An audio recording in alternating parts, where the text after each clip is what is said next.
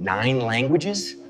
In prison? Let me guess, you had nothing better to do between counting bars. 15 former inmates with tattoos covering their arms stood in the freezing rain outside a luxury hotel in downtown Chicago when the millionaire businessman raised his hand to mock the man in the wheelchair. Marcus Scholar Thompson, 42 years old, paralyzed from the waist down with scars from 12 years in maximum security etched into his memory, gripped the wheels of his chair with hands that had once held weapons but now held 9 languages. "I can translate your entire contract and portfolio," he said in perfect Mandarin, his voice carrying the weight of a man who had transformed his cage into a classroom. But what the businessman didn't know was that Marcus had taught himself those languages in solitary confinement, using nothing but torn dictionary pages and the determination of someone who refused to let bars define his mind. What happened in the next 2 hours shocked the entire corporate world and proved that sometimes the lowest point in your life can become the highest launchpad for your future. Have you ever imagined that the person society has written off might know more about perseverance than anyone in a suit? That's exactly what happened with Marcus, and what he discovered in that hotel lobby changed everything. So make sure you subscribe to this channel, leave your like, and stay with me until the end, because what happened in this story, nobody was prepared to see. And trust me, you'll never look at someone in a wheelchair with prison tattoos the same way again. Marcus Thompson was sitting in the marble lobby of the Continental Grand Hotel in Chicago, his wheelchair positioned near the entrance, when Gregory Ashford walked in. Gregory, 53, CEO of Ashford International Translations, wore a $15,000 suit and the kind of arrogance that comes from never being told no. He was there for a high-stakes meeting with Chinese investors, and his interpreter had just cancelled last minute. Marcus had been waiting there for 3 hours, having applied for a remote translation position with Ashford's company. His resume listed 9 languages: English, Spanish, Mandarin, Arabic, Russian, German, French, Portuguese, and Japanese. All self-taught, all learned behind bars. When Gregory's assistant approached Marcus, mistaking him for a hotel employee, everything changed. "Excuse me, do you work here? We need someone to help with luggage," she said, not even looking at his face. Marcus, used to being invisible, simply said, "I don't work for the hotel. I'm here for an interview with Ashford International." The assistant finally looked at him, her eyes traveling from his wheelchair to the tattoos peeking from under his collar, to his simple clothes. "An interview? Are you sure you have the right company?" Marcus pulled out his phone, showing the email confirmation. The assistant's face flushed. "Wait here," she said, walking away quickly. 10 minutes later, Gregory Ashford himself came down, irritated that his assistant was wasting his time. When he saw Marcus, he actually laughed, a cruel, sharp laugh that cut through the lobby's peaceful atmosphere. You're the candidate who claims to speak 9 languages?" Marcus met his eyes calmly. "Yes, sir. Marcus Thompson. I'm here for the senior translator position." Gregory looked at his assistant, then back at Marcus. "This is a joke, right? Did someone from the office put you up to this?"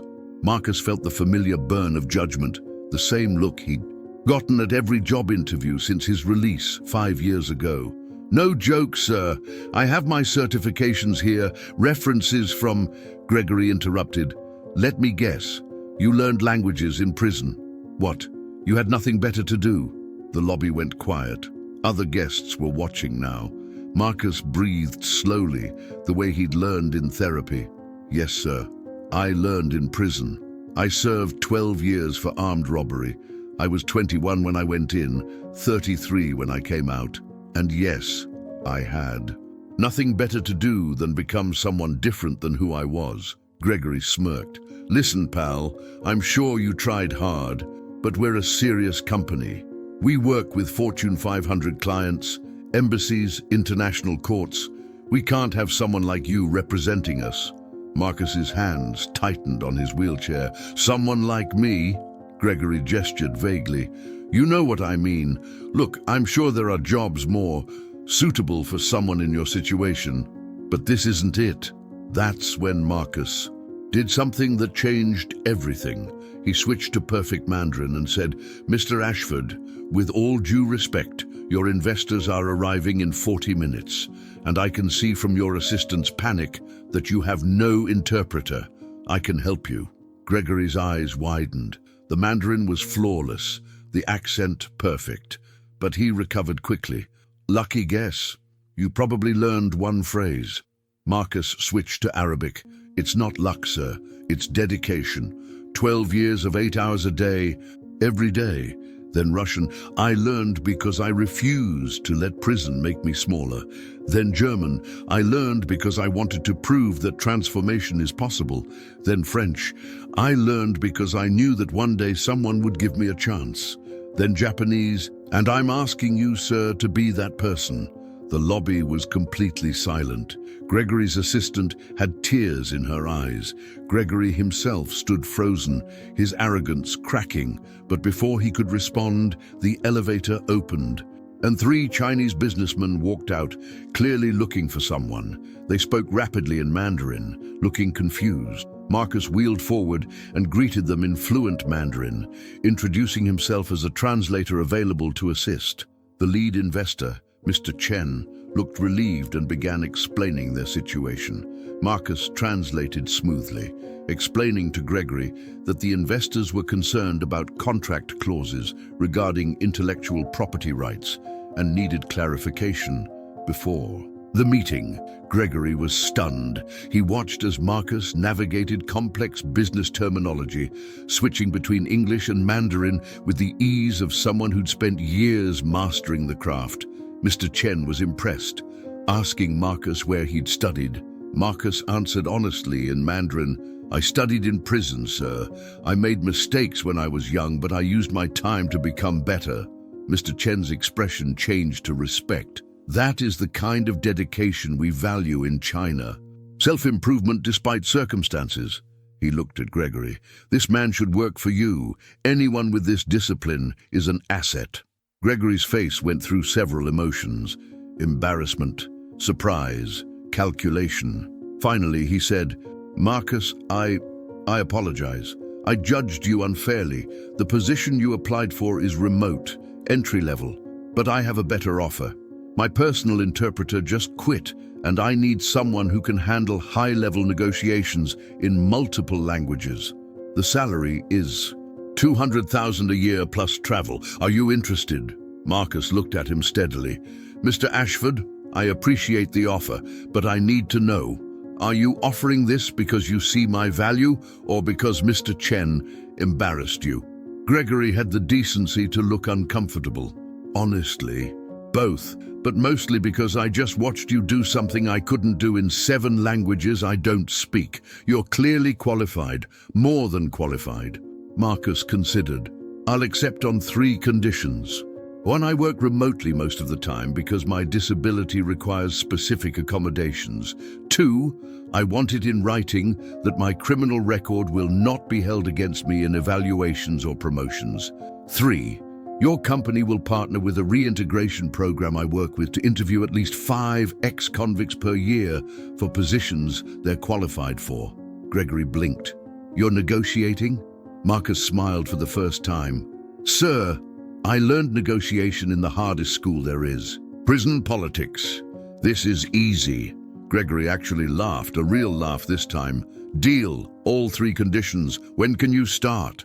Marcus said, I can start now. You have a meeting in 30 minutes and I assume you'll need someone who actually speaks Mandarin. The meeting went flawlessly. Marcus translated complex financial terms, cultural nuances, and even jokes that kept the atmosphere light. Mr. Chen was so impressed that he requested Marcus personally for all future negotiations with Ashford International. After the meeting, as Marcus was preparing to leave, Gregory pulled him aside. I was wrong about you. Completely wrong. And I'm sorry. Marcus nodded. Thank you for saying that. But you should know something, Mr. Ashford. You weren't the first person to judge me by my wheelchair and my tattoos. You won't be the last. The difference is you were willing to see past it when proven wrong. That's rare, Gregory asked. How did you end up in prison, if you don't mind me asking? Marcus took a breath. I was 21, stupid, broke and desperate. My little sister needed surgery we couldn't afford. I robbed a convenience store with a gun. Nobody got hurt, but I got 12 years. 3 years in, there was a prison riot. I got caught in the wrong place, took a shank to the spine, paralyzed from the waist down at 24. Gregory's face showed genuine pain. My God, Marcus continued, best thing that ever happened to me.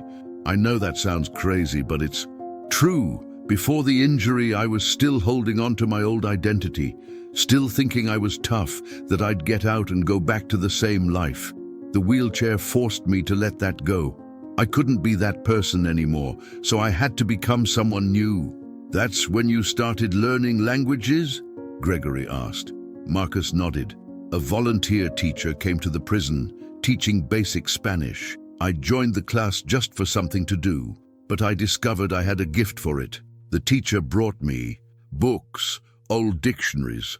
Other inmates started bringing me torn pages from magazines in different languages. I'd spend 8 hours a day studying, memorizing, practicing. I learned Mandarin from a Chinese inmate who was serving life. He taught me in exchange for me teaching him better English. He said if he couldn't go home, at least his language could travel with me. Gregory was quiet for a moment. What happened to your sister? The surgery? Marcus's face fell. She died 2 years into my sentence. The surgery came too late, and by the time they did it, the condition had progressed. I was in solitary confinement when she died, couldn't even go to the funeral. The pain in his voice was raw, even after years. That's my real punishment, Mr. Ashford. Not the 12 years, not the wheelchair. It's knowing that the thing I did to save her ended up meaning I couldn't be there for her at all. Gregory had tears in his eyes. I'm so sorry. Marcus wiped his own eyes. Me too, every day. But I channel that into making sure her death meant something. Every language I learn, every person I help, every young kid I mentor to stay out of trouble, that's for her. 6 months later, Marcus Thompson had become one of the most requested translators in Chicago's business community. His story had spread, not because he told it, but because clients were impressed and shared it. Gregory Ashford had kept his promise. The company had hired 4 ex-convicts in various positions, and 3 were excelling. Marcus had also started a program called Books Behind Bars, partnering with prisons to provide language learning materials and online courses to inmates who wanted to transform their time into education. He funded it partially from his salary and partially from donations from people who heard his story. 1 year after that lobby encounter, Gregory invited Marcus to speak at a corporate leadership conference. Marcus wheeled onto the stage in front of 500 business leaders and told his truth. My name is Marcus Thompson. I'm a convicted felon. I'm paralyzed. I'm covered in tattoos from poor decisions, and I speak 9 languages fluently, work with Fortune 500 companies, and have helped 23 people get jobs after prison. The audience was silent. I'm not telling you this story so you'll feel sorry for me. I'm telling you because every day thousands of people like me are trying to rebuild their lives, and they're being stopped at the door by judgments made in 3 seconds, he continued.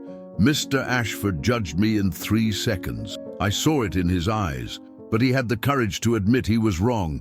That's what I'm asking from all of you. Not to ignore criminal records or disabilities or any other factor, but to look past your 3-second judgment and see what someone has done with their second chance. See their effort, see their transformation. Because I promise you, some of the most dedicated, loyal, hardworking people you'll ever meet are the ones who had to fight their way back from the bottom. The applause was thunderous. After his speech, 12 companies approached Marcus about creating similar reintegration partnerships. The program, Books Behind Bars, received $200,000 in donations that night, and Marcus received over 50 messages from ex-convicts who'd heard his speech and found hope. Today, Marcus Thompson is 47 years old. He speaks 11 languages now, having added Italian and Korean.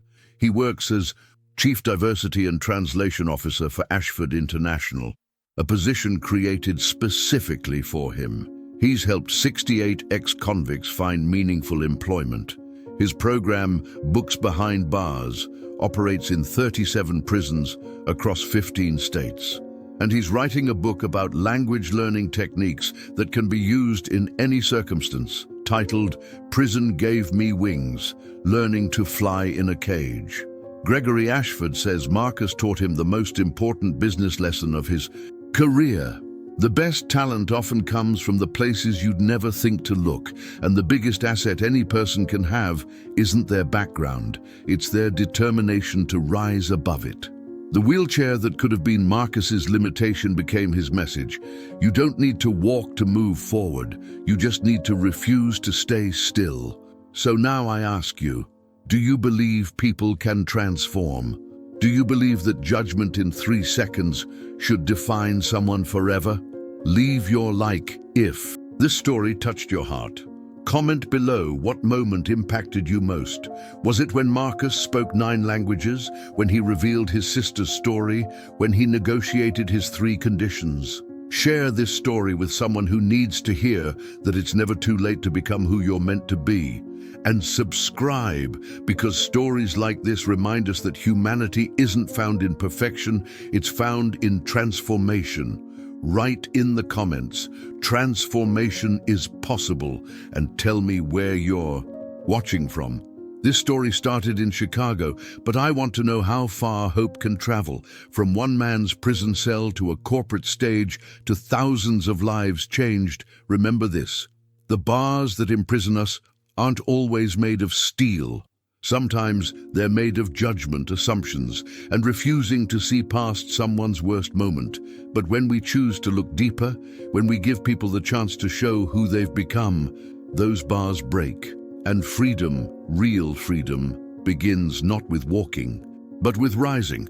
No matter how many times you've fallen, no matter what cage you're in, you can still learn to fly. Tentar novamente vi.